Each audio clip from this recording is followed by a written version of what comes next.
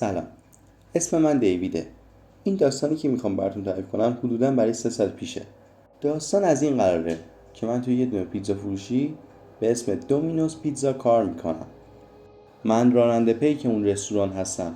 بعضی وقتا رئیسم مجبورم میکنه که ساعتهای 11 شب به بعدم کار کنم.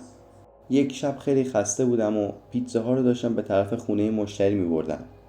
وقتی که رسیدم دیدم چراغ‌های خونه کاملا خاموشه و هیچ چراغ روشنی اونجا نیست. فکر کردم که یه مزاحم تلفنیه و داره منو سر کار میذاره. ولی خب شاید یه مزاحم تلفنی نباشه و واقعا یه نفرم پیتزا سفارش داده باشه. البته خب برای من این چیزا خیلی عادی بود.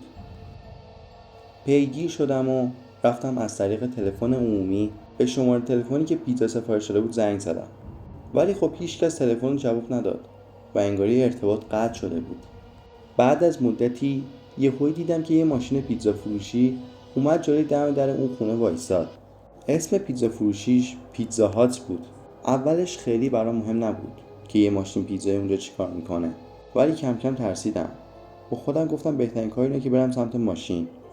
متوجه نشده بودم که راننده پیتزایی اون ماشین از ماشین بیرون اومده بود که بره پیتزا رو به اون خونه تحویل بده یا نه. وقتی که رسیدم به ماشین رو روشن کردم که برم به سمت اون ماشین که ببینم موضوع دقیقاً از چه قراره.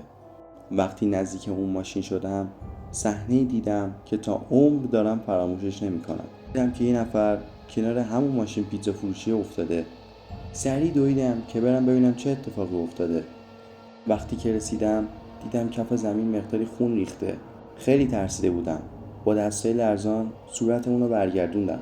دیدم که جمجمه‌اش کاملا شکسته و خون کل صورتشو گرفته. امون ندادم. با سرعت 90 مایل خودم رو سریع رسوندم به یه دونه ایستگاه تلفن و سریع با پلیس تماس گرفتم و قضیه رو کامل براش توضیح دادم. برای اینکه فکر میکردم قاتل هنوز اون طرف هست با تلفن اطراف اون خونه تماس نگرفتم. کارگاه سریع خودش رو به محل جرم رسوند و منم اونجا بودم. از من یه سری سوالا پرسید. منم بهش جواب دادم. اون به من گفتش که این خونه تابلو زده و نوشته برای فروش، یعنی که کسی تو این خونه نیست. بعدش هم اون متوجه رد و پای یک سری آدم شد. بعدش اون به من گفتش که دیگه هیچ وقت ساعتهای 11 شب به بعد کار نکن، چون که یه قاتل زنجیری اومده و داره توی این محله شروع به آدم کشی میکنه.